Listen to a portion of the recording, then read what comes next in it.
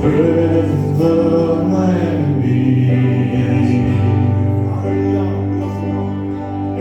I'll raise a hallelujah,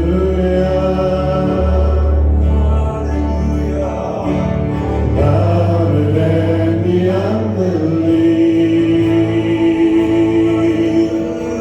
I'll raise a hallelujah. I will forgive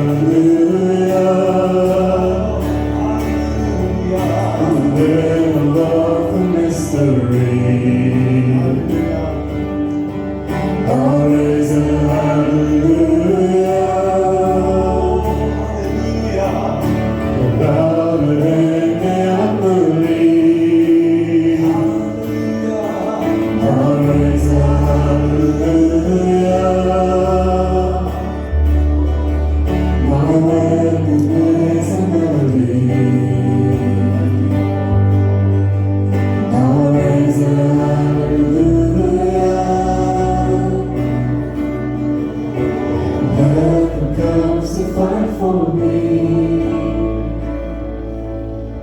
And the moon is singing I will sing, in Lord. the middle of the I will storm. sing in the middle of the storm. Louder and I louder, will shout it I out. hear my praises roar.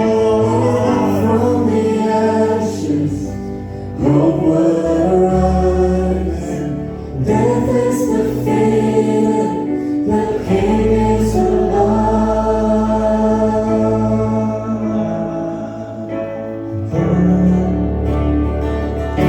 Now is the time to worship God. Now is the time to give your heart. God, just as you are to worship God, just as you are before your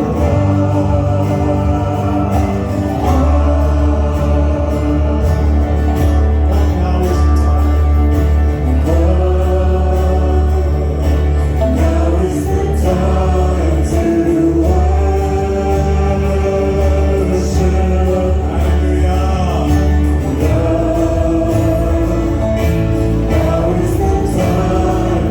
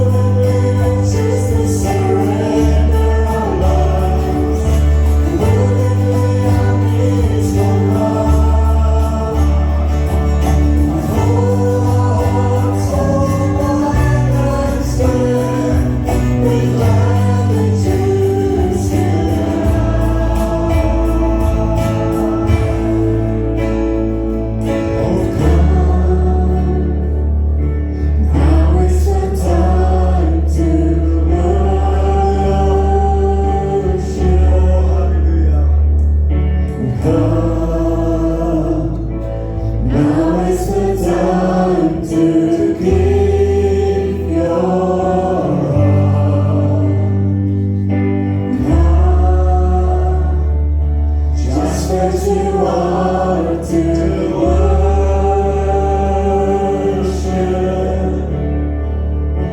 God, just as you are before your God. Come,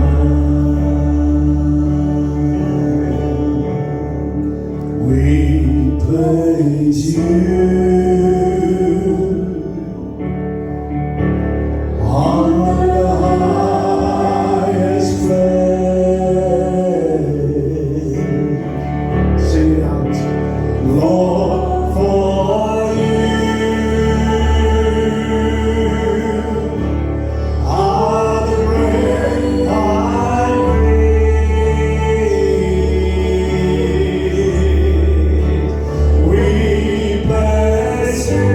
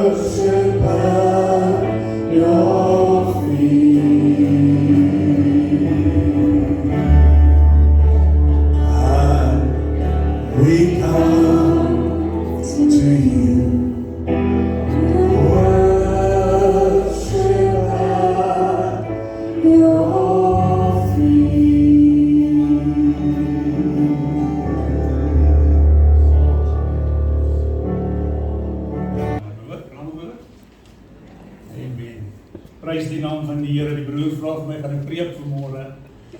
Ek sê vir hom, ja, maar baie nervus.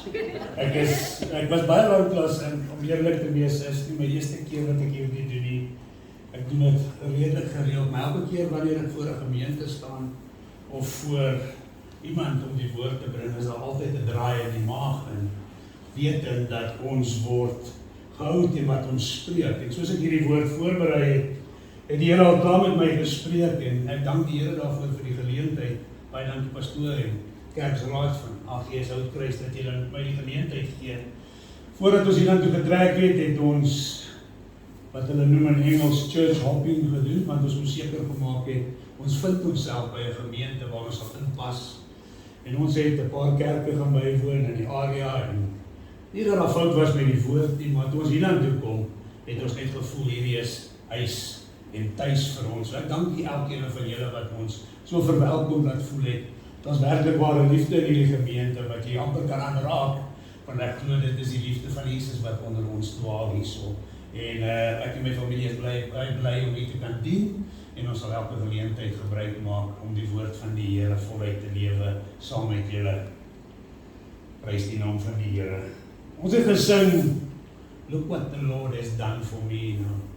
Julle ken nie my agtergrond nie, maar ek kan vir julle sê, daardie liedjie sit wel met my. Look what the Lord has done for me. Wie het gedog dat ek op hierdie dag hier sal wees om die woord van die Here te bring? Wie glo die Here gaan vooruit? Wie glo die Here gaan vooruit? Amen. Die Here het vooruit gegaan, terwyl ons besig was om kerke te soek, het die Here al vooruit gekom om ons hier te kom plaas. En ek glo dit van die woord van die Here sê dit. Ons het daar 'n liedjie gesing. I went to the enemy's camp and I took back what belonged for me. En dit is die tema van die woord wat ek vanmôre vir ons wil bring, soos die Here op ons hart gelê het. Ek hou van sing, maar as ek begin sing by die huis, dan gaan staan my familie buite, want die bure dink ons vat. Maar ek sing, hulle sal vir julle sê, ek hou van sing. So, toe ek baie nervous was vanmôre en ons het toe begin loof en prys, en daar 'n tipe van 'n kalmte oor my gekom, want weet dit is nie ek wat leef, maar hy wat binne in my leef, en vanmôre is dit net 'n voorreg om die woord vir julle te kan bring. Ons gaan 'n woord bedien uit 2 Konings 7. Ek dink julle almal ken die verhaal uit die skrif uit oor die 4 melaatse, wat in 'n situasie was dat hulle nie geweet het wat se kant toe nie, en moes 'n besluit geneem het van dood het op die stoep gelê vir hulle. En ons gaan 'n bietjie later daar kom, maar ter inleiding wil ek hierdie versie net oopmaak mee. Ek kan nie versie, ek kan naby sien. En dit is die Here wat voor jou uittrek. Amen. Hy sal met jou wees. Nee, jy sal sien wat ek gedoen het, en dit is hoe ek Bybel lees, en ek gaan julle vra om dieselfde te doen, as julle dit al nie self doen nie. Die res van die versie sê, hy sal jou nie begewe of verlaat nie. Nou ons almal ken daardie vers, ons sê dit gereeld vir mekaar, veral as jy wil iemand bemoedig, en sê, wag, moenie worry, die Here gaan jou nooit begewe of verlaat nie. Maar ons las nooit daardie tweede stukkie aan nie, jy mag nie bevrees of verskrik wees nie. Sien wat ek gedoen het hierso toe, en as ek my woord lees, dan sit ek klemtoon op verskillende woorde. En dan gaan julle vra om dit te gaan doen, wanneer julle Psalm 23 weer lees. Sit ek klemtoon op die Here. Wie is die Here wat ons dien? Hy is met my. Ek gaan julle vra wanneer julle weer lees, en dit is wat ek doen. Sit die klemtoon, en julle sal sien deur die reeks wat ons nou gaan aanbied vanmôre, dat die klemtoon verskuif in dieselfde vers, om 'n mening te gee, dat die God wat ons dien, die God wat julle dien vanmôre, my God gaan vooruit, en hy gaan maak baie gelyk vir ons. Prys die naam van die Here. Daar's soveel preke wat ons bymekaar kan kry, as ons gaan kyk na Konings 2 en 7, en julle het al seker baie daarvan gehoor, en ek wil 'n titel min of meer by die tema sit, en wat wag in die vyand se kamp vir jou, wanneer ons sê, die Here gaan vooruit en veg vir my.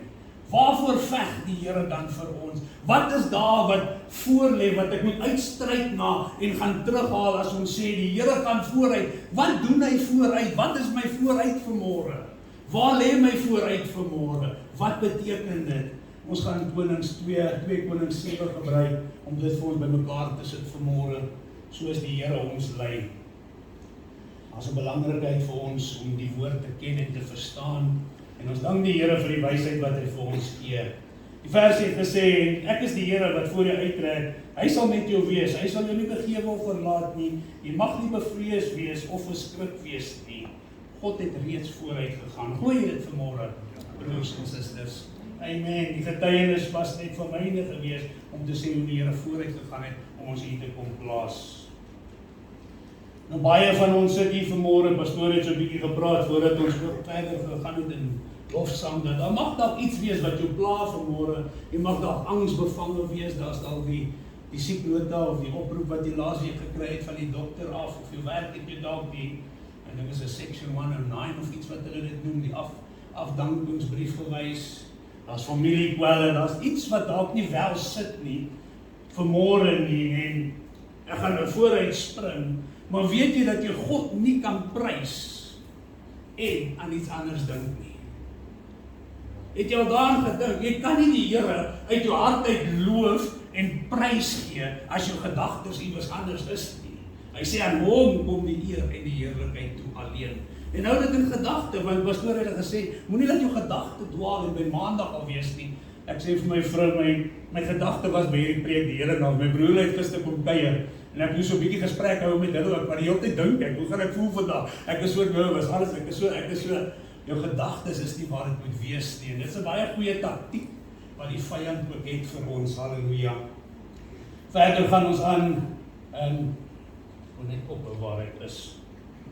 En wil julle vra vanmôre, weet julle dat die vyand, en ons gaan lees uit 2 Konings, en julle ken die storie, is waar daar die vyand gekom het en die stad omsingel het. Maar ek wil jou vra vanmôre, weet jy dat jy is jou vyand se vyand? Jy is ook 'n vyand. Jy is jou vyand se vyand. Ons vyand, ons weet wie is die vyand. Hy is die ene wat rondloop soos 'n brullende leeu. Hy is die ene wat soek hoe hy gedagtes in jou kop kan plant. Dis ons vyand, dit maak ons sy vyand. So op 'n manier is ons ook vyande van 'n vyand. En wat doen vyande? Vyande vat en neem van mekaar. En vyande se vyand wil dan terugneem wat gevat was.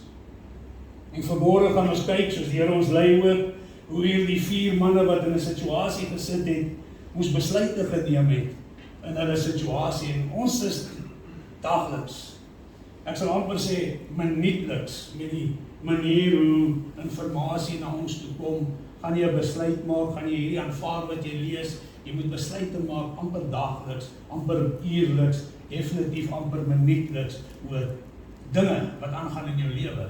En dan jy groot besluit om te maak, en die klein besluit om te maak, wat eet ons vanaand, dis 'n groot besluit in ons huis.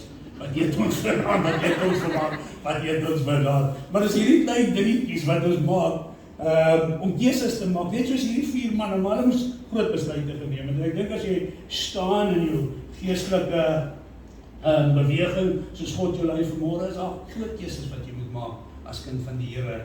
Jy moet besluit, gaan ek vorentoe gaan ek uitstap in my situasie, gaan ek oorgaan, and I'm going to go to the enemy's camp and take back what belongs to me, soos daar in die liedjie sê, en dit begin by 'n besluit.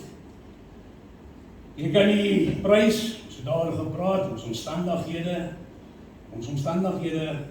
jaag ons na 'n tipe vreugde. Ons het gesing, daar die liedjie ook wat sê, my melody is my weapon. Maar jy kan nie regtig met vreugde sing nie, as jy nie 'n vreugde in jou hart het nie. Jy kan nie regtig met 'n oop gedagte goeie besluite neem as daar nie vreugde in jou is nie. As droefheid eers oor 'n situasie ingetrek het, is dit baie moeilik om met 'n vreugdevolle hart te kom sit en die Here te loof. En dit is ook een van die vyand se tegnieke, is om jou vreugde weg te vat. As hy jou vreugde het, het hy jou. As hy jou vreugde het hy jou. Prys die naam van die Here. Die Here sê in Psalm 28 vers 7, die Here is my krag en my skild, my hart het op hom vertrou en ek is gehelp. Daarom juig my hart. Jy moet jouself vra vanmôre, juig my hart nog? Het ek 'n juigende hart vir die dinge van die Here, of is ek maar net hier omdat ek hier moet wees? Is daar 'n blydskap en 'n vrede vanmôre in my? Kan ek hierdie versie vat en myne maak en sê, daarom juig my hart en my lied sal ek hom prys. Prys jy vanmôre die Here nog met 'n blydskap in die hart? As jy nie doen nie, is daar iets weggeneem van jou. As jy nie doen nie, het die vyand ingesluit vanmôre dalk en hy het ietsie van jou weggeneem. As jy bietjie twyfel het, is my hart nog juigend vir die Here, het die vyand al klaar ingekom en hy's besig om jou vreugde te vat. En jy moet teruggaan na jou enemy's camp, soos ons gesing het, en take back what is there for me. In Nehemia 8 vers 10, net 'n beklemtoning op die inleiding, moenie bedroef wees nie, luister hierso, want die vreugde van die Here is julle krag. As jy nie vreugde van die Here het, gaan jy baie moeilik krag hê om die weerstand te bied teen die vyand as hy kom. In Engels sê, the joy of the Lord is my strength. Eendag toe ry ek het lank in Pretoria gewerk in Johannesburg gebly en ek op en af gery en een oggend toe kry ek baie vroeg hier 6 uur op papwiel op pad werk toe. En al wat by my kan opkom terwyl ek daar sit met my werksklere aan, my hande is nou vuil en die spaarwiel change en die liedjie kom net by my op, the joy of the Lord is my strength. Ek kan hierdie wheel change met 'n gejubel en 'n gejuig gemaak, want hy gee my krag om dit te doen. Maar ons weet dat omstandighede maak dit moeilik om altyd vreugdevol te wees. Veral as ons iemand aan die dood moet afstaan of aflê, veral as daar groot sake is, as daar probleme in die huis is, is baie moeilik om daar die vreugde te wys en te hê. Maar moenie vergeet dat die vreugde in die Here is julle krag vanmôre. Dawid het gesê, daar is maar een dood tussen my, een tree tussen my en die dood, maar die Here kom vanmôre en hy sê, daar is maar een tree tussen jou en jou vreugde, tussen jou en jou deurbraak, tussen jou en jou oorwinningstafel. Halleluja. Prys die naam van die Here. Die Here is goed. Die Here is goed vir ons, die feit dat ons hier kan sit vanmôre. Ons baie plekke wat nie so openlik godsdiens kan hou nie. Ons lees van dit, ons sien van dit. Daar's baie plekke in die wêreld waar daar oorlog is om aan te gaan en die mense weet nie of hulle kom en of hulle gaan, hoe lyk môre nie. Ons is sekere vreugde wat weggeneem word van hulle, alhoewel hulle kinders van die Here is en ons glo daar's baie kinders van die Here, veral daar waar die oorlog nou aangaan in Asië. Maar om vreugdevol te bly in omstandighede waar jy nie weet of jy huis het môre, definitief gaan hulle nie werk doen nie, weet nie waar die kos vandaan kom nie. Hoe bly jy vreugdevol? Dis alles taktieke van die vyand om kinders van die Here te kry, sodat as die vreugde weg is die krag van die Here weg en dan sukkel hulle om te loof en te prys en hulle self blydlik voor te stel aan die Here. Dit word moeilik gemaak. Die las raak swaar, terwyl die Here, die woord van die Here vir ons leer, my juk is sag, my las is lig. Of die wêreld kom en sê, maar ek is 'n kind van die Here, hoekom gaan dit so swaar met my? Wat is fout dan, Here? Sien jy my nie raak nie? Ons het dit al baie gevoel, gehoor of gedink. Ons almal is mens, ons almal so probleme wat baie keer bietjie langer as wat dit moes of wil, of langer as wat ons wil hê dit moet gaan. Maar tog sê die Here, ek, jou God, gaan vooruit. Vooruit. Nie agteruit nie. Vooruit. Daar's niks wat ons kan doen oor gister en die verlede nie. Maar alles lê voor ons vanmôre. Die kernvers wat ek wil hê vir by die boodskap moet pas vanmôre is in Deuteronomium 1 vers 30 is die King James weergawe uit.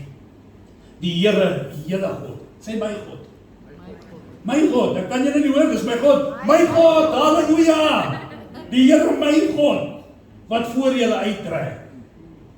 Staan vas op hierdie woord. As daar een iets is wat julle werk moet vat vanmôre uit hierdie preek, is dit die Here, jou God, gaan vooruit. Die Here, jou God, gaan vooruit julle trek. Hy sal vir julle stry, net soos hy voor julle oë met julle in Egipte gedoen het. Is dit nie wonderlik om te weet, ons het hierdie wonderbaarlike hemelse Vader, wat net die beste vir ons wil hê, wat vooruit gaan. En dan sit ons in 'n posisie en maak dit so moeilik lyk en so moeilik klink vir onsself. Ons sit druk op onsself want ons weet nie wat môre, maar verhoor is 'n woord van bemoediging vir julle en vir my, dat die Here self vooruit gaan. Hulle praat van petrolpryse wat gaan styg.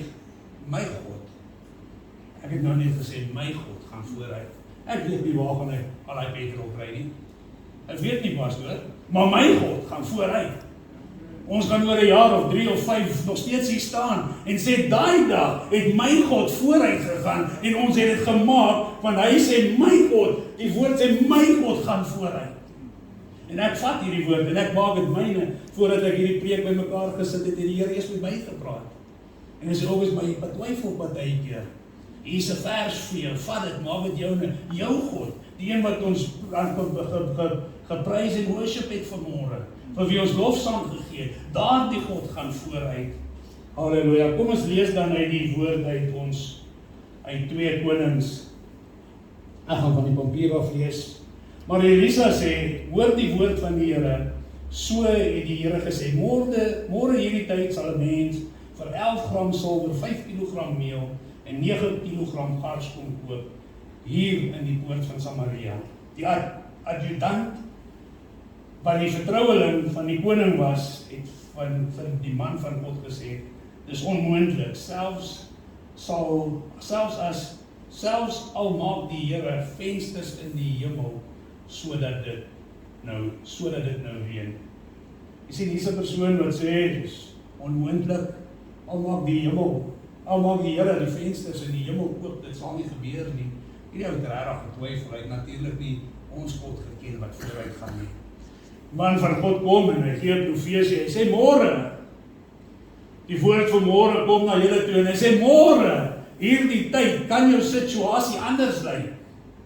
Môre hierdie tyd kan jou situasie die teenoorgestelde wees as wat dit is vandag. Wat gaan jy doen vandag? Gaan jy daardie woord vat wat sê, my God gaan vooruit.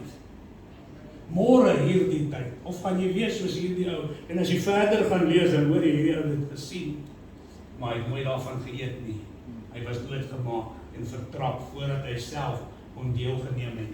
Dit het voor sy oë afgespeel. Hoeveel keer sit ons nie en sê, die Here seën daai ou, maar dan gaan ek ook so geseën word, Here. Die Here seën daardie persoon, dit lyk of dit goed gaan met hom. Jy sien dit met jou oë. Jy sien dit met jou oë. Daar's bewyse dat die God wat jy dien, vooruit gaan en seëninge gee vir die wat op hom vertrou. Verder sê die woord van die Elia het geantwoord, toe maar, jy sal dit met jou eie oë sien, maar jy sal nie daarvan eet nie. Vers 3, daar was 4 melaatse by die ingang van die stadspoort. Hulle het vir mekaar gesê, hoekom bly ons hier tot ons doodgaan? As ons nou besluit, ons wil in die stad ingaan, sal ons daar doodgaan.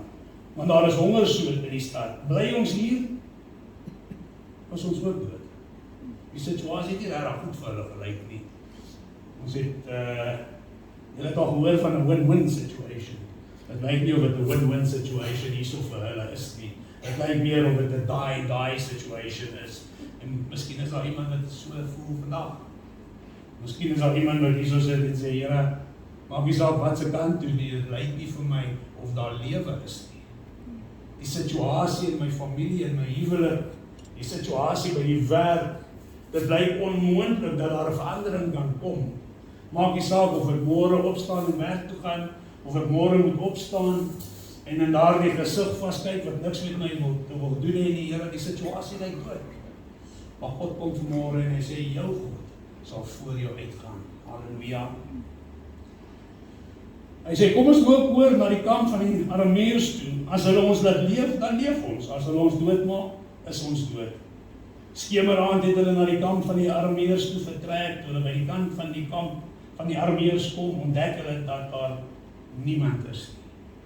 Ek het al hoeveel keer situasies gehad, en dan kom die vyand en hy speel dit af in my kop, en veral by die werk het ek baie moeilike situasies wat ek moet hanteer, en ja, dan ek speel dit af in my kop soveel keer, dat het al so moeilik begin raak in my kop, en dan staan ek voor daai situasie, en dan is dit asof niks is. Dit het net verdwyn. Dit het net verdwyn. Alles het net in plek geval. Maar die vyand kom en hy wil jou vertel, hy wil jou bedroef maak, hy wil hê jy moet sukkel, hy wil hê jy moet in stres ingaan, hy wil hê jy moet foute maak, hy wil hê jy moet twyfel, hy wil hê jy moet nie geloof en hoop hê in jou God wat vooruit gaan nie. En in jou gedagtes en speel situasies af, en ek weet, want as dit met my gebeur, moet dit met julle gebeur. Ons almal is mens, en ons is geskape na die ewebeeld van God, maar ons het ook ons eie gedagtes. En baie keer sit jy en jy stoei met 'n gedagte, is dat as ek vorentoe beweeg, gaan ek ook dood gaan. Ek weet nie meer wat aangaan nie. En dan kom jy daar en dan is alles nie so erg nie, soos wat ons het gemaak het nie. Die Here het aan die Arameërs in die kamp 'n geluid laat hoor van strydwaans, perde en 'n groot leer. Hulle het vir mekaar gesê, die koning van Israel het die konings van die Hetiete en Egipte gestuur om ons aan te val. In die skemer het op die vlug geslaan. Hulle het hulle hele kamp net so gelos soos dit was, tente, perde en donkies, en vir hulle lewe gevlug. Toe hierdie melaatse by die kant van die kamp gekom het, het hulle in 'n tent ingegaan en geëet en gedrink. Hulle het ook silwer, goud en klere daaruit gevat en dit gaan begrawe. Daarna is hulle in 'n tweede tent in waaruit hulle ook goed gevat en gaan begrawe het. Vers 9, dis my afsluitingsvers vir die teks vandag. Hulle sê vir mekaar, ons maak nie reg nie. Vandag is 'n dag van blydskap en ons bly stil. As ons wag tot ligdag, sal ons beslis gestraf. Kom ons gaan vertel dit by die paleis van die koning. Amen. Deuteronomium 1 vers 30. Die Here julle God, wat voor julle uittrek, hy sal vir julle stry, net soos hy voor julle oë met julle Egipte gedoen het. Ek gaan daai vers baie herhaal deur die loop van die diens vanmôre. Ek wil hê julle moet daardie vers vasmaak en met daardie vers uitstap vandag, dat die Here julle God sal vir julle regmaak. Ons almal stap hier uit vanmôre en ons het ons eie dinge, ons eie goedjies wat ons doen, ons eie probleme. Baie van ons gaan gesamentlike probleme hê as die petrolprys styg, soos hulle sê, as daar enige iets anders moet kom wat 'n groot impak op infrastruktuur of Suid-Afrika het, gaan ons saam deur dit gaan. Maar vanmôre wil ek hê jy moet weet dat die God wat ons nie vooruit gaan, hy is saam met jou vanmôre. Jy is nie alleen nie. Prys die naam van die Here. In vers 4 van daardie skrifgedeelte wat ons nou net gelees het, sien ons soms dat die situasies regtig so sleg is soos hierdie ouens in dat hulle gesit het en nie geweet het waar te kan toe nie. Hulle opsies was maar baie min. Hulle het 2 opsies gehad. Ons bly ons gaan dood of ons loop ons gaan dood. Maar daar is dalk hoop dat wanneer ons daar kom, hulle ons aan die lewe sal hou. Maar dood gaan ons dood, of lewe gaan ons lewe. Die opsies was baie min en ek dink vanmôre het ons elkeen baie meer opsies as net 2. Dit mag dalk nie so voel vanmôre vir jou nie. In sekere situasies en in sekere omstandighede sal dit voel waar net 1 opsie is en daar's nie uitweg nie. Ons kyk na, en is jammer om te sê, wanneer mense selfmoord pleeg, het hulle op 'n posisie gekom waar daar net 1 opsie vir hulle was. Hulle was so beknoei en ek neem aan, hulle speel ook die gedagte en hulle eie gedagtes af. Wat moet ek nou doen? Daar is nie meer opsies nie. Daar's net 1 opsie vir my en dood is die enigste opsie. Maar die God wat vooruit gaan vir ons vanmôre sê, jy het 1 opsie en dis lewe as jy hom kies vanmôre. As jy vanmôre in geloof opstaan en sê, Here, ek wil soos hierdie 4 melaatse wees, Here. Ek wil 'n besluit maak vanmôre. Ek wil opstaan, ek wil vorentoe beweeg. Ek wil 'n tree van geloof vorentoe gee vanmôre. Ek wil lewe vanmôre, sê God, ek sal vooruit gaan en ek sal vir jou gaan stry vanmôre. Halleluja, as jy so hierdie woord lees, dan wil ek net vir ons so 4 of 5 goedjies noem wat taktieke is en wat die vyand omvat by jou, wat ons moet gaan loop en terugvat. En miskien is dit nie jy vanmôre nie. Miskien is dit, ek is on top of the world, my lewe gaan reg. My lewe is reg, ek het nie regtig probleme nie. Vrou is lief vir my, kinders is lief vir my bank is vol, die petrol is in my kar in, my werk lyk goed. Nou nee, die God, in Engels sê ons daar die liedjie, the God of the valley, is still God on the mountain. Josef was een oomblik in die veld gewees, die volgende oomblik vind hy homself in die put. Die situasies verander net so. Dan wil ek hê, jy moet nog steeds hierdie boodskap vanmôre in jou hart vasmaak, dat die God vooruit sal gaan en vir jou sal stry. En dank die Here as dit goed gaan met jou vanmôre. Ons weet die Here is een wat voorsien, die Here is die een wat seën, die Here is een wat vooruit gaan en baie gelyk maak. Maar ek weet almal wat hier so sit, het al situasies gehad waar dit dor gelyk het en grys gelyk het en vaal gelyk het en gelyk het of waar nie 'n lig aan die einde van die tonnel is nie. Ook daai tye het God vooruit gegaan en vir jou gestry. Halleluja. Môre se woord is een van staan op en maak 'n besluit. Wanneer God voor jou uitgaan, sal die vyand nie weet wat hom getref het nie. As jy 'n besluit gemaak het om vorentoe beweeg, wag God alreeds vir jou daar. God het nie 4 dae voor die tyd, Pastor, God het nie 4 dae voor die tyd die geluid van waans en perde gestuur nie. Hy het gestuur deur 'n besluit gemaak het om op te staan. Hy het gestuur toe hulle besluit het, ons wil vorentoe beweeg. Toe sê God, okay, nou gaan ek julle wys, ek sal vooruit gaan en ek sal 'n geluid van waans en perde stuur, dat dit so sal afkom op die vyand, dat hulle sal dink die Egipte is op hulle. Jy sien God beweeg as jy beweeg. As jy vanmôre besluit, ek wil vorentoe beweeg, gaan God vooruit gaan. As jy besluit vanmôre, Ek kan nie, my situasie is net te swaar, ek kan nie beweeg, ek wil net sit. Dan gaan ons jou vra na die dienste kom dat ons vir jou bid. Want God wil vooruit gaan. Jou God wat jy dien, gaan vooruit vir jou. Halleluja. God sal jou slagveld, 'n seënveld verander. Die vyand se kamp mag dalk vol lyk vir jou, want jy het stories gehoor, maar hy is nie vol van soldate meer nie. Hy is nie meer vol van die vyand nie, hy is vol van 'n seëning van God wat vir jou wag. Wat het die 4 melaatse nie gedoen nie, ek het hier geskryf vir ons. Hulle het nie daarvoor geveg nie. Jy sien, maar God vooruit gaan vir jou vanmôre, hoef jy nie te veg nie. Hulle moes net 'n besluit gemaak het. Hulle het net besluit, hulle wil opstaan. Hulle het nie geveg vir wat hulle gekry het nie. Hulle het ook nie onderhandel nie. Baie keer wil ons onderhandel met ons situasies. Baie keer wil ons onderhandel met mense wat baie keer net die waarheid wil hoor, maar ons is so bang om die waarheid te vertel, want dit gaan hulle seermaak. Ons wil kom en onderhandel. Jy sien, God onderhandel nie met sonde nie. En God seer ook nie sonde nie. Maar baie keer wil ons kom en ons wil hê, Here, maar U sê, U gaan vooruit en U maak 'n weg vir my, maar jy's nog besig om te onderhandel met dinge wat jou terughou. Jy's nog besig om te onderhandel met sonde. Ons het in die Engelse kerk gesê, ek gaan dit probeer in Afrikaans, jy wil kom langarm dans met die duiwel deur die week en op 'n Saterdag en op 'n Sondag wil jy hom kom uitdryf. Hy lag vir jou. Hy hou jou vreugde vas. Hy hou jou stem vas. Hy hou jou identiteit vas. Hy hou jou grond vas.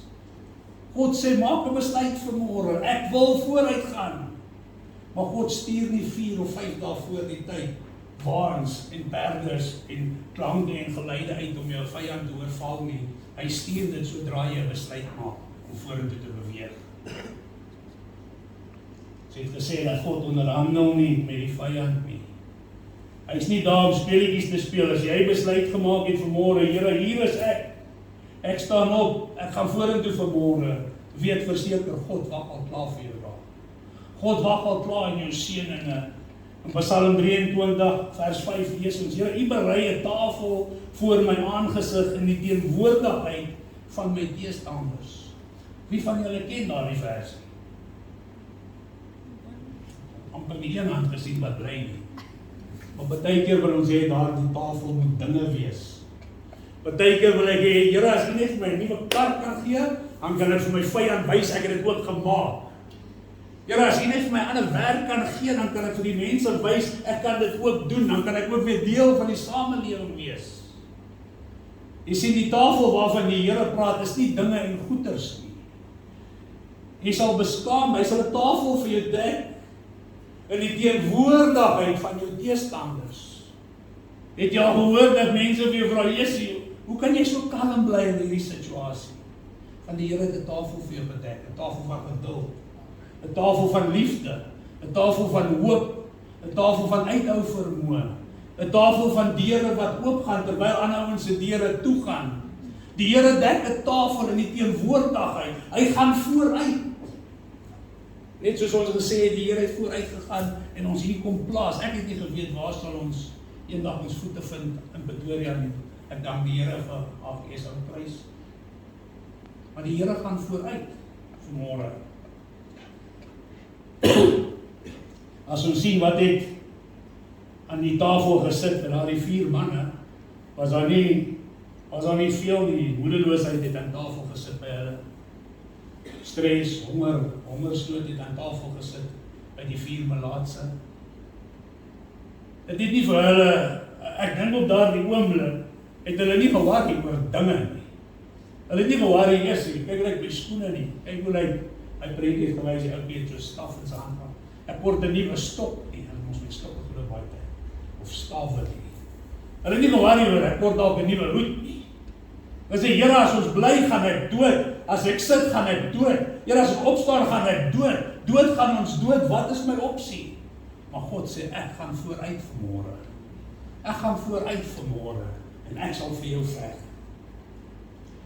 Ons wil gou weer eens praat oor die vreugde wat dalk in die vyand se kamp lê. Paar goedjies wat ons dalk net moet ondersoek en doen in onsself en is dat, Here, het ek nog hierdie eienskappe wat by my nie pas? As 'n Christen moet ek tog vrug dra wat by die bekering pas, maar as 'n Christen moet ek ook eienskappe hê. En een van hulle is vreugde. Nou baie nors Christene gekry. Maar hulle kan nie oordentlik groet nie en hulle kan nie almal is op pad hemel toe. Almal is op pad hemel toe, maar hulle het nie eens 'n vreugde in hulle hart nie. En ons gaan kyk na 5 goedjies gou nie. En wat dalk in die vyand se kamp kan lê. En een is vreugde. Ons het gesien dat as die vyand jou vreugde steel, the joy of the Lord is my strength. En in 8 vers 10 sien ons dat hy sê die vreugde van die Here is julle strength. Nou as jy nie vreugde het vanmôre nie, moet jy introspeksie doen en sê, Here, waar is my vreugde? U woord beloof dat u vreugde myne is. Hoekom is daar dan 'n droefheid of 'n swaarheid vir my? Hoekom kan ek nie bly wees in die bietjie wat ek het nie? Die woord leer ons dat bietjie is baie as God daarin is. Met 5 brode en 2 visse was al baie gedoen gewees. Met die olie wat nooit opgehou het, was al baie gedoen gewees. Wees bly partykeer met die bietjie wat ons het. Johannes 14 vers 27 sê, vrede laat ek julle na. Nie soos die wêreld julle gee nie. Ons sê gewoonlik, there's joy unspeakable and full of glory in me. You can take the whole world, but give me Jesus. Sing ons nie dit nie, maar laat die ou net begin krap in jou beursie, dan begin dinge 'n bietjie moeilik raak. Maar jy het nou net gesê, you can take the whole world, but give me Jesus. Laat hulle net jou werk wegvat. Dan ewe skielik is daai vreugde weg. Dan ewe skielik kan ons nie meer sing, you can take the whole world, but give me Jesus. Ons praat nie eens van die meer hartseer wanneer 'n geliefde weggeneem word nie. Dan is dit baie moeilik om te sê, you can take the whole world, but give me Jesus. Maar weet verseker, God gaan nog steeds vooruit daarin vir jou en maak 'n weg. As hy sê, vrede laat ek jou na, nie so die wêreld jou gee nie, dan die teenoorgestelde is dan waar, dat die vrede van die wêreld 'n leuen is. Dat die vrede van die wêreld tydelik is.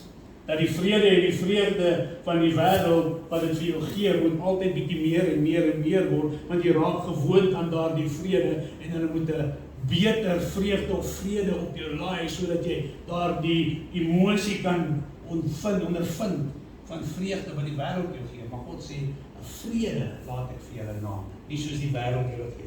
Vra vir jouself, het jy daardie vrede in jou? Have you got peace like the river? Vreugde wat vloei, onophoudende vreugde, hy vloei deur jou, hy gee af vreugde, die rivier gee vreugde vanmôre. Die vyand sal heel eerstens jou vreugde probeer vat, voordat hy enigiets anders aanval.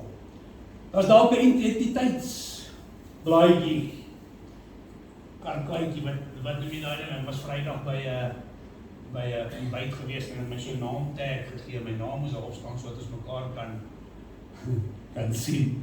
Ek sê vir my vrou, ek kom er net by, en sy het so aangegaan, ja, gaan nog heel tyd in die hemel ook saam met jou wees. Toe sê ek, maar die Here gaan ons 'n nuwe naam in die hemel gee, en dis so dat jy my nie kan kry nie.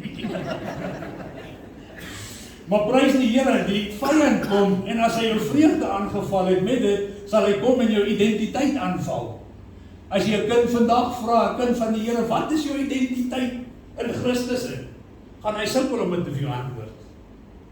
Want die lewe druk om so baie, dis ewen moeilik om te dink, het ons 'n identiteit, het ek 'n, baie sal sê, ja, ek is nie van hierdie koninkryk nie, ek is 'n burger, maar wat beteken dit? En help vir jy sê dit nie, kom ons lees die woord van die Here, wat sê hy? Hy sê vir ons in 1 Petrus 2 vers 9, dat, maar julle is uitverkorene geslag. Dis jou identiteit vanmôre.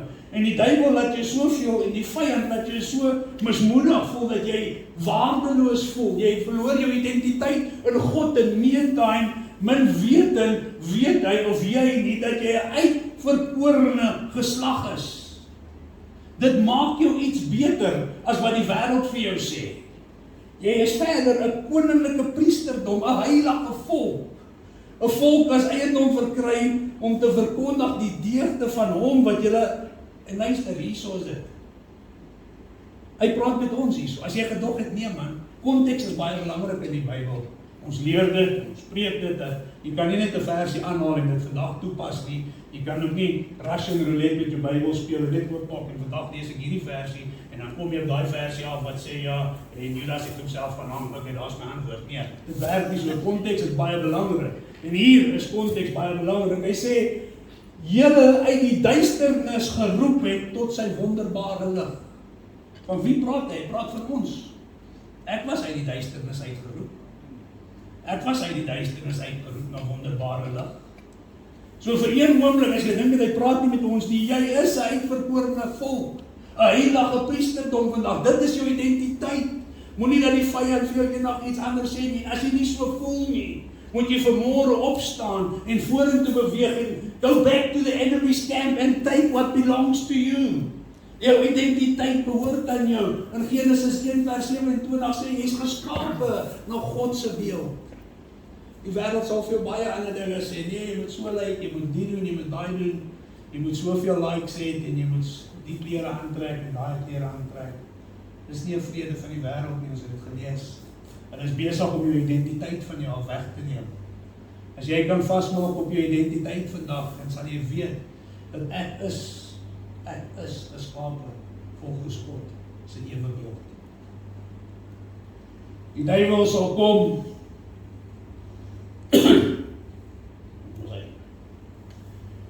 Hy val aan jou identiteit. Hierdie was so 'n blessing vir my toe ek hierdie bymekaar gesit het. Die vyand sal kom en jou identiteit aanval voordat hy jou bestemming aanval. Hy weet as hy klaar jou vreugde gevat het, ons het dit gemerk as nommer 1. En nou vat hy jou identiteit. Jy voel nie meer waardig, jy weet nie wie jy is nie. As nou way wat jy by jou bestemming gaan uitkom nie. Hy klaar daai goed, dis baie moeilik. Dis ontsettend moeilik om by jou bestemming wat God vir jou beplan het, nie die wêreld nie, wat God vir jou beplan het om by jou bestemming uit te kom as hy klaar jou identiteit gevat het en jou vreugde. Dan loop jy rond soos 'n zombie. Jy weet nie wat se kant toe, jy staan maar net op en jy gaan werk want ek moet werk. Ek het kinders wat ek moet versorg, ek het 'n kar om te betaal, ek moet alweer werk. Jy begin maande haat. Die stres van die lewe is te veel, jy kom nooit by jou bestemming uit, jy is gelukkig in niks nie. Die vyand sal jou bestemming, jou identiteit aanval, voor hy jou bestemming aanval. Die wat dit nog gehou het en jou identiteit gehou het en volhard het, jy sal sien, die vyand se taktiek skuif maar net bietjie aan. Ons is wel bewus van sy planne, ons is nie onbewus van wat hy probeer doen nie. Moenie dat jou toestand jou roeping ontwrig nie, moenie dat jou toestand jou roeping kanselleer nie. Moenie omdat jy minder waardig voel vanmôre, jou identiteit is so bietjie geskaaf en geknak van jy dra nou vir die laaste 5 jaar dieselfde skoene. Moenie dat dit jou roeping beïnvloed vanmôre nie. Moenie dat jou omstandighede bepaal wat die Here wat vooruit gaan. Onthou ons het dit gesê, wat vooruit gaan, wat lê vir jou daar nie. Moenie sê ek kan nie dit doen nie. As iemand vir jou sê lig jou hande op en prys die Here. Prys die Here. As iemand vir jou sê amen, sê amen. Amen. Amen.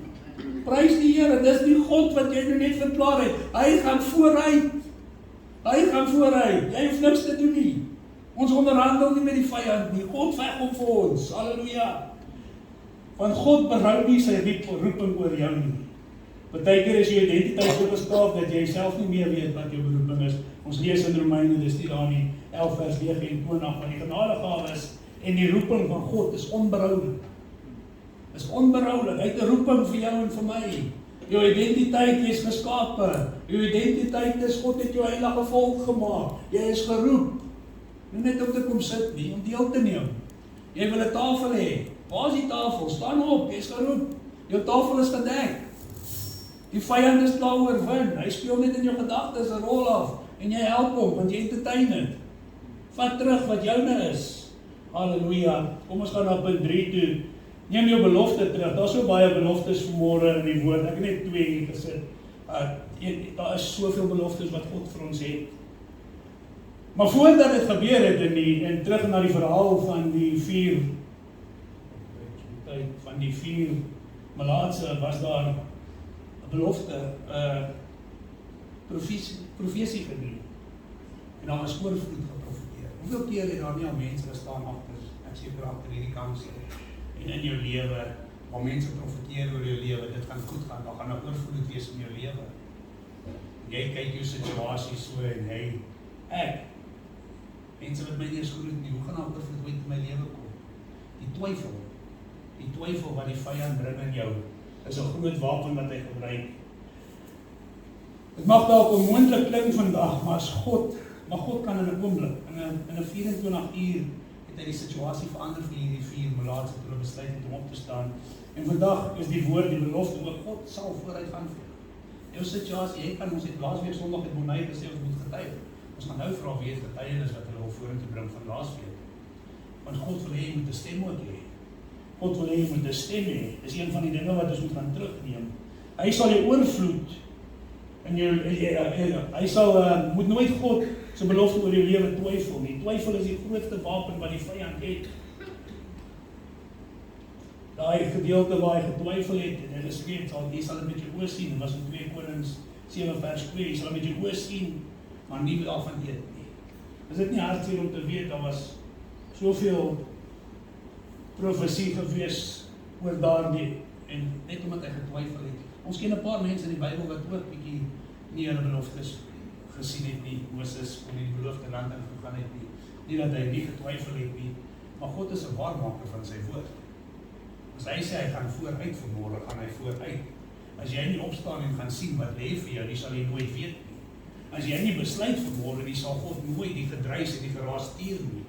Dit lê alles vanmôre in ons hande in, is dat Here ons glo vanmôre dat U vooruit gaan. Ons het 'n paar goedjies wat ons moet gaan terugvat by die vyand se kamp. Ons het ons vreugde wat ons moet gaan terugvat. Ons identiteit weer vasmaak vanmôre en weet, Vader, dat ons 'n belofte het.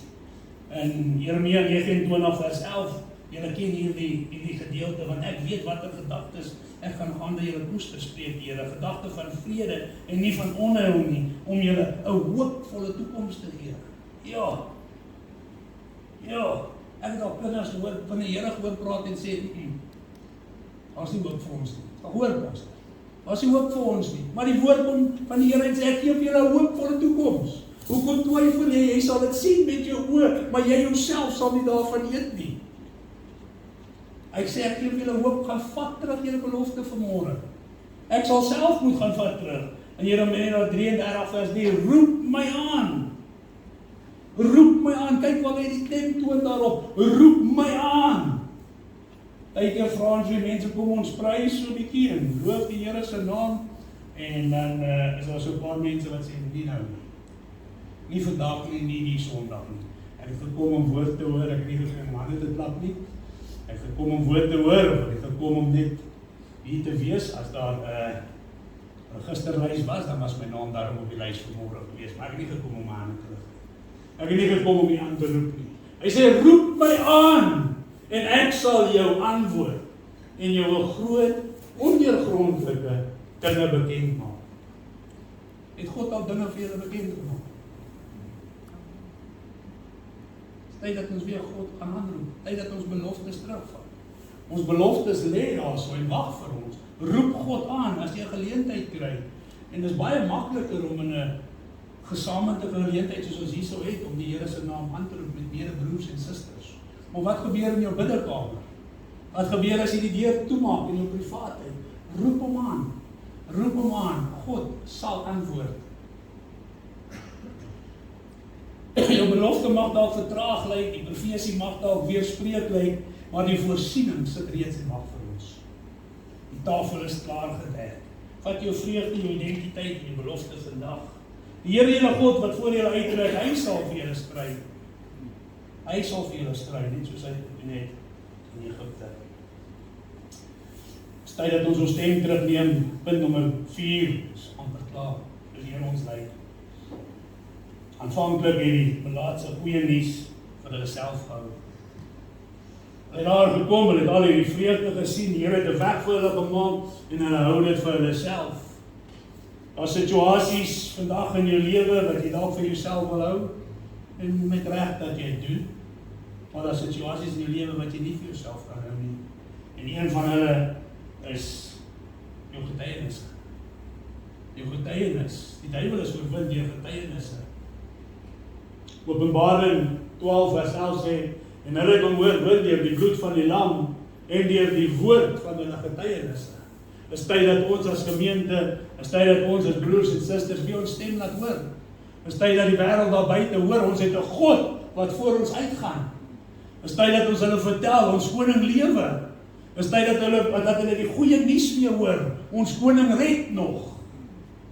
Toe ek hierdie gemeente net aangesluit het, een van die eerste preke was, dan maak disippels, wat ek gehoor het. Dit is toch wat ons moet doen. En toe val ons in 'n 1-tot-1 klas, alles oor disipelmaking. Want toe het ons nog nooit opgehou praat oor disipelmaking. Nou, hoe gaan jy disipels maak as jy stil bly? Hoe gaan jy die wêreld vertel dat die God, wat jy sê jou God is, vooruit gaan, vir iemand anders sal vooruit gaan, as jy nie jou mond oopmaak en praat nie?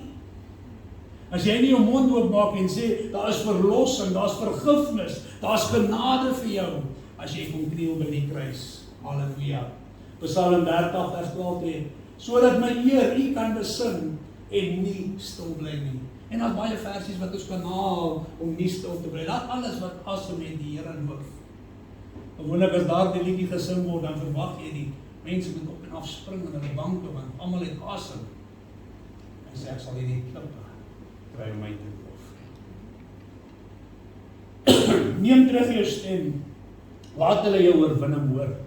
Die Malaatses het toe gegaan en gesê, ons het oorwin, daar is genoeg vir almal. Daar was nog so 'n bietjie twyfel in die kamp, maar ek wil net vanmôre land met hierdie ene, gaan vat terug jou stem vanmôre.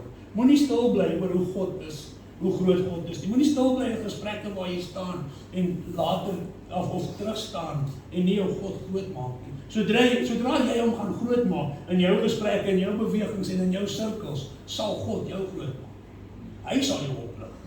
Jy hoef niks te doen nie. Onthou ons het gesê, jy hoef net op te staan en geloof en sê, Here, ek vat my stem terug vandag. Ek sal U naam aanprys, ek sal eer en ek sal lofsing. Ek sal nie stil bly nie. God sê, ek sal vooruit gaan en ek sal vir jou veg. Halleluja. Die laaste ene gaan terug, neem terug jou grond. Die ene is so belangrik vir my. As ons praat van neem terug jou grond. Ek kan die twee versies aanhaal. Die een sê, gee geen plek aan die duiwel nie. Gee geen plek aan die duiwel nie. Nie, ok, maandag maar op 2 uur is ek in die duiwelse tyd, en daarna is ek in die Here se tyd, maandag aan 7 uur van ek by is. Hy sê, gee geen plek. Geen plek. Geen plek beteken geen plek. Geen plek beteken, jy kan nie daar staan as daar 'n bespotting gemaak word nie. Jy kan nie saam lag nie. Jy kan nie gaan waar jy nie moet gaan nie. Jy kan nie kyk wat jy nie moet kyk nie. Jy kan nie sê wat jy wil sê nie. Jy moet sê wat die Gees van God binne in jou sê. Hy sê, gee geen plek. Geen plek beteken jou grondgebied, by jou huis, in jou gebedslewe, in jou praise en worship, in jou lofsang en gebedtyd. Dit is jou tyd, gee geen plek vir die duiwel nie. Maak geen plek nie. As jy nie dit kan toepas nie, is dit baie moeilik om jou grond terug te vat. En vanmôre as jy voel, ja, Here, ek moet so 'n bietjie skaaf van myself, ek het nie regtig al die tyd wat ek kon vir U gegee en afgestaan nie, dan sê die Here, staan op, ek sal vir jou veg, ek sal vooruit gaan vanmôre. Ek sal gaan vir jou. Al wat jy moet doen, is gee geen plek vanmôre. Efesiërs 6:13. Hoe doen ons dit? Ons bied weerstand deur die wapenrusting aan te trek. Hy sê, nee, daarom die volle wapenrusting van God, sodat jy in die bose dag weerstand kan bied en nadat jy alles gedoen het, kan bly staan. Te veel het ons gesien kinders van die Here val wanneer die terugslag kom. Wanneer daar bietjie druk op hulle lewe is of wanneer die versoeking te groot is dat hulle nie die volle wapenrusting aan het nie en kan nie weerstand bied nie en kan nie bly staan nie en hulle grondgebied word teruggevat. Stadig maar seker, neem die vyand die grondgebied. Eers jou gebedsgedrag, dan jou stilte tyd en dan jou besoeking by die huis word al hoe minder en minder. En as jy weer sien, het die vyand jou grondgebied. Jou dissipline is 'n grondgebied. Loop volgens die dissipline van wat God verwag van jou. Dis 'n grondgebied wat die vyand najaag. Hy sê as jy kan kry om ondissiplineerd te wees in die geestelike gawes en jou roeping, dan het ek 'n grondgebied van jou afgeskaap. In jou leierskap, ons almal wat hierso sit is leiers vanmôre. Ons almal wat hierso sit is geroep om disippels te maak. Maak jy nog disippels? Of is daar die grondgebied van jou teruggevat? Moet jy bietjie teruggaan na die vyand se kant toe vanmôre en sê, Here, ek weet ek het bietjie afgestek hierso Vader, maar ek vertrou op jou vanmôre, van jou woord sê, jy sal vooruit gaan en jy sal vir my veg. Ek veg vanmôre vir my grondgebied om 'n leier te wees en disipel te maak. En jou gebedslewe, dit is die belangrikste een wat ons het. Ek sluit af met hierdie verhaaltjie wat ek julle wil vertel. As jou gebedslewe weggeneem is, that's it. It's gone. It's downhill van daar af. As jy nie meer kan bid nie, en partykeer is dit moeilik om te bid. Jy moet jouself forceer, maar as jy nie meer bid nie, as jy nie kan bid nie, as jy nie gaan bid, as jy nie opstaan om te bid nie, as jy nie tyd maak om te bid nie, kan dit baie moeilik wees om enigiets terug te gaan haal by die vyand se kamp vanmôre. Die verhaal gaan so, daar was oorlog gewees en dit pas nou in by die storie met ons van die Malaatses. En die een kamp, daar was baie skietery van die vyand se kamp af. En hierdie ouens staan so en dit het ongeluk of vyand sal seker sê, dis wat hulle wou gedoen het, maar een van die ouens se manne lê in die middel van die skietveld. En soos dit nou is, weet julle, hulle laat geen man agter nie. Maar hierdie ouens wat hierdie kant nou skuiling vind agter die goedjies, hulle sien hulle vriend lê daarso wat nou geskiet is en hulle weet die vyand staan net daarso. En sodra hulle gaan beweeg, want die vyand weet, hulle laat niemand agter nie. So al wat hulle moet doen is staan en wag. Hulle moet staan en wag tot iemand die guts het om daai ou te gaan haal. En dan gaan hulle hom ook skiet. En so kan hulle die hele span plat skiet, want hulle laat niemand agter nie. En hierdie een ouetjie, kaptein, vra toe, wie gaan daar nie jou haal, want ons moet hom nou nie agterloop. En sê, ons kan nie, ons gaan geskiet word. Nie van ons kan gaan nie. Sodra ons gaan hulle ons op skiet. Niemand is bereid om hulle hand op te steek nie. En hierdie een nou steek sy hand op. Hy sê, ek sal gaan. Hy sê, mag gee my net 10 minute. Ou vra vir hoekom 10 minute? Hy sê, want is 10 voor 9. En ek weet, my ma bid 9 uur elke dag vir my. En ek sal gaan, en ek sal onder die beskerming van die Here wees, van iemand dra my op in gebed. Is jou gebedslewe nog een van toepassing vir ander mense vanmôre? Dit gaan nie net oor jou nie. Dit gaan oor wie saam met jou is. Dit gaan oor die wat agterbly. Dit gaan oor die wat daar lê, wat niemand meer wil gaan help nie. Dit gaan oor jou grondgebied vanmôre. En die gebedslewe is 'n grondgebied. Ek gaan vra dat julle net julle oë toemaak. Terwyl ons afsluit.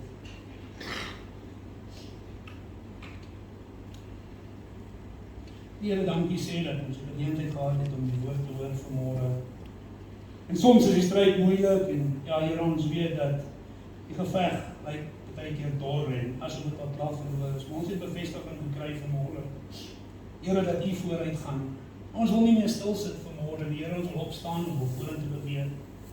Here, is nie per toeval dat ons hier is vanmôre en die Vader ons weet. U het 'n meeting, soos hulle sê, vergadering met ons gehad vanmôre, Here.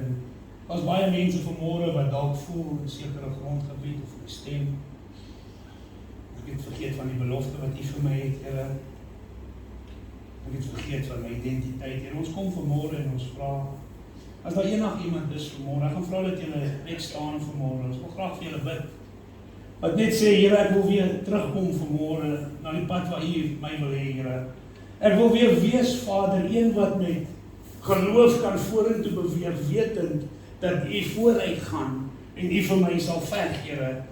Ek wil weer vreugde, Vader, in my lewe hê. Ek wil weer identiteit in my lewe hê, Here. U beloftes vasmaak op my lewe vanmôre. En ek wil U stem, Vader, moet my stem wees, Here.